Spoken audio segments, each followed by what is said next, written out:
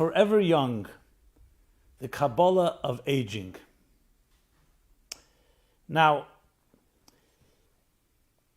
nobody likes aging.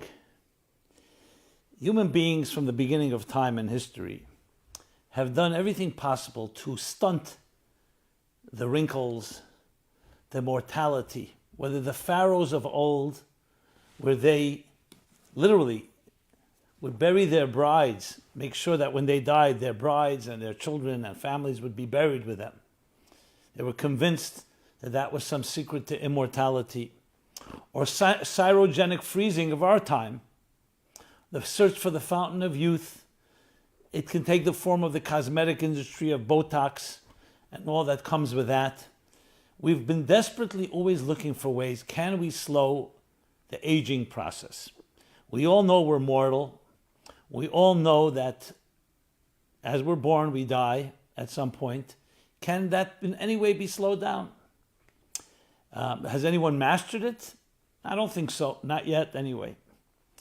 But it's interesting, the pursuit continues in one way or another, which we'll talk about in a moment. Why do we pursue that? Why don't we just accept? But I will go a step deeper. There are actually philosophies and schools of thought that say that life is driven by fear, and above all, the fear of death. Not necessarily in an active and aggressive way, but overall, death is one of the underlying undercurrents that drives people. I'm not saying everybody thinks that way, but especially some Far Eastern philosophies and schools of thought definitely believe that. And for them, one of the things is, how do you conquer that fear? Either by understanding life differently. We'll talk about those options. But it's interesting to say that, because is that indeed true? That the fear of the end, it's not death per se, dying, the death, but the idea that you will not be here forever. And all that you've invested in, and all the significance that you consider your life to be, will come one day to an end. Will you even be remembered? Will you make a mark in this world? And perhaps that's a very profound fear. That means that everything I did is temporary.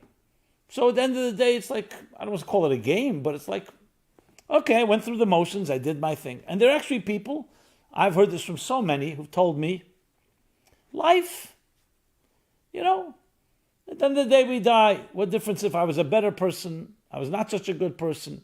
Do I have to sacrifice myself for relationships, for virtues, for values? What difference does it really make?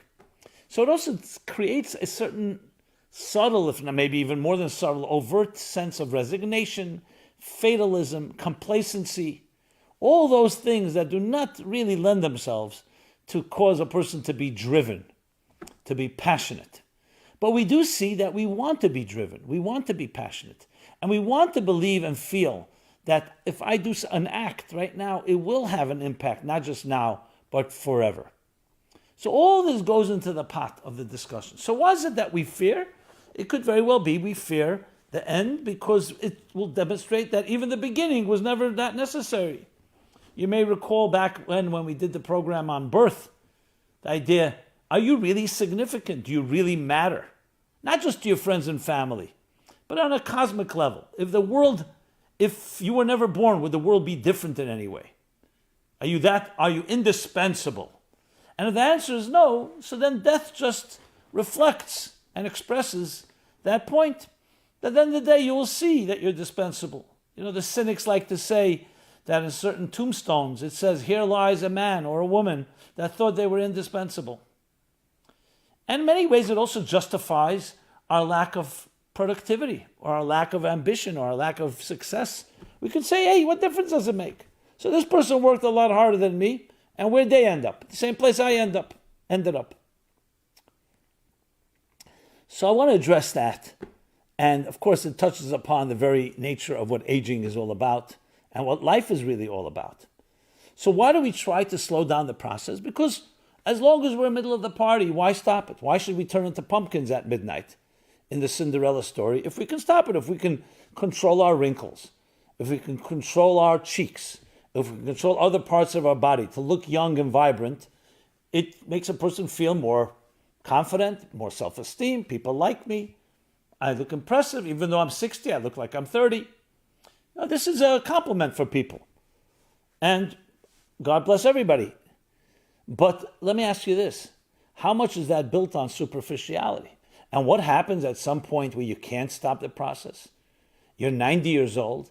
Yes, maybe you can control the wrinkles if you have enough money, and your nose jobs or liposuction or Botox. Even then, sometimes you look at people, they look grotesque, to be very blunt. Yes, they don't have the wrinkles, but their face, they smile, you see, looks plastic. Looks like something's wrong. But they'd rather be able to at least look in the mirror and say, who's the prettiest one of them all? And I'm not here to criticize the industry or people. I understand the drive. We want to be liked. We want to look good. We want to look young. But where are the values, for instance, of wisdom and experience? The older you get, the more wisdom and experience you have by definition. Even though it does say, an interesting statement of the Talmud, that the fools, as they get older, they become more foolish. The wise, as they get older, they become wiser, like vintage wine. But nevertheless, a person going through life, we know ideas, more eternal ideas, values, experience. That's not truly valued in our society, let's be honest. Older people are either mandatory retirement or semi-retirement. And look down, move off the center of the stage. You had your day, now we're moving in. So there's much to be said about youthful exuberance, youthful energy, and that drive, where you may not have that when you get older. But what about the value of actual experience and wisdom? In the Torah, in the Bible, there's an expression, ask your father and he will tell you. Ask your grandfather and he will relate to you. The idea of learning through the trial and error of those that preceded us, does that have any value to anybody? So if you look at it in society, if you talk about a superficial life, yes, if superficiality drives your life, it makes total sense. Whatever you can do to slow down the physical aging, so be it. But let me tell you what the mystics say. The soul never ages. You know why? Because the soul was not the subject to time and space as we know it. So would you rather have an old soul and a young body, or a young soul and an old body? So we know the story of the portrait of Dorian Gray, the classic, where he magically finds a way to a painting ages instead of him, makes a deal with the devil. So the aging process is projected onto the painting and he remains young.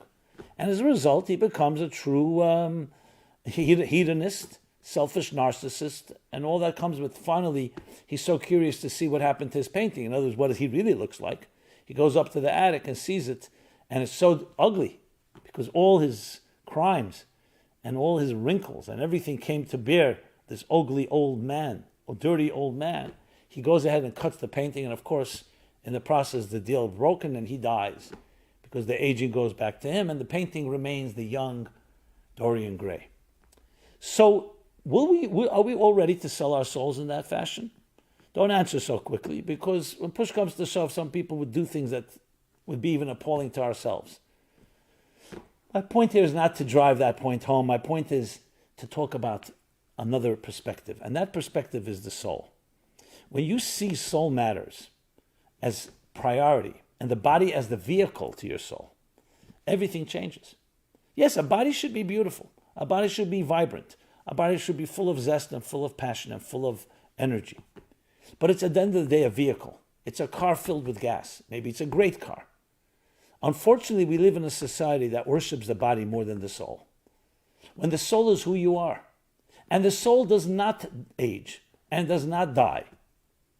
The soul is expressed, and this is not a religious soul. We're talking about the soul as expressed in your value systems, the eternal values that you hold on to, your love, truths, transcendence, the things that are not subject to mortality, to time and space as we know it. And the things that you do with your soul live on forever. Why the pharaohs of old or modern day pharaohs have not come to understand that, I cannot tell you. But because the distraction, I would say the seduction of the body and the physical realities around us are so powerful, they hold us in their clutches, in their tentacles, we forget the most important thing. If I share with you now something that will touch you, not just now, and you'll share it with someone else, and it will touch you forever, you and I are bonded forever. Yes, we may both die at some point, But that thought touched you. You touched others. It may be your children, it may be your students, it may be your colleagues, it may be your friends. That's how things last.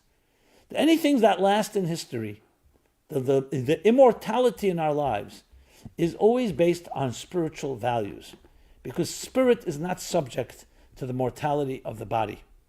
Now, we should always look young. We should always feel young. We should always experience youth. But that's one part of the story. That's you're keeping your car, your vehicle, your instruments, tool chest upgraded, updated. So you have all the latest gadgets. But what happens if the soul inside feels aged? If you feel depressed, demoralized, not driven? So what I want to tell you is like this: the secret to being forever young: find yourself eternal values. It could be as simple as committing every day to helping one person. It could be sending out a text, an email, calling, sharing a kind word, being charitable, sharing your experiences. These are the things that last forever. They last forever. So someone asked the question, what difference does it make? We're all going to be buried in the same 6 feet under, and we're all going to die. What difference does it make if I'm a better person or a worse person, if I invest a little more, a little less? What difference does it make? It makes no difference. So what would you tell your child? What would you tell yourself? When asked that question, so usually the answer is it's just the right thing to do. It makes you feel good. That's the answer. Is that a satisfactory answer? And let's say I could figure out that I feel good even if I'm not a kind person, or I'm able to kill my conscience or my guilt or my shame. Is that enough answer for a person to spend their lives committed to helping another and not just being narcissistic and parasitical and selfish? The only answer, and some people say it feels right. I feel good when I do good. When I don't do good, I don't feel so good. Okay, I think that can work for some. The real answer is, why? The good deed you do does not die. It lives on forever. As the mystics, the Kabbalists, the Hasidic masters put it, every time you do a good deed, any form, from the simplest to the complex, it releases energy. We know today matter and energy are interchangeable. You cannot destroy anything in this world. You take a piece of wood, you put it in a fire. Yeah, the wood might no longer be in the shape of wood, but the energy that it released. And that energy gets dissipated and it's somewhere in the cosmos, somewhere in space. When we do a good deed, it releases an energy. And that energy never dies. And if you did it, that energy becomes part of your history, part of your narrative. That is why we can talk about people who lived thousands of years ago, and we remember like their father or mother like they are here today, because it's not the body that you are holding on to, it's their soul. They actually achieved immortality, and you and I can do the same. If you live a life dedicated to yourself, as great as you are, as talented as you are, as driven as you are, as youthful as you are, it only goes to some point. Everything in existence is finite, is mortal, is limited. However, when you dedicate yourself to a cause that is beyond you, and if it's an eternal cause, then you become an extension, a piece of eternity. Because you are not about you, you are now a channel, channeling eternal elements into existence. That makes it all the worthwhile. Botox you can buy different cosmetics, you can try all kinds of tricks. This doesn't cost any money. And it's the secret to the fountain of youth. Yes, to being forever young. I have seen people 10 years old, 15 years old, they're like aged souls. You talk to them, depressed, down, I have no reason to live. And I've seen 90-year-olds with a sparkle in the eye. And though they may know that they're not going to live forever, but their eyes are alive. And what they convey is alive. And it's a message. It's so interesting. So is it age that makes the difference? Or it's attitude that makes the difference? I want to wish all of you, I want to wish myself, every one of us, we can experience eternal, immortal life. But you need to connect to an immortal value, to an immortal cause, to something that lives on beyond you and I. But it's very difficult because we are seduced. We are distracted. It's very easy. You just see something tempts you. Right now, you can be listening to this and even be resonating with you But if something distracts you, you're off. We're all off. Attention spans, how long do they last?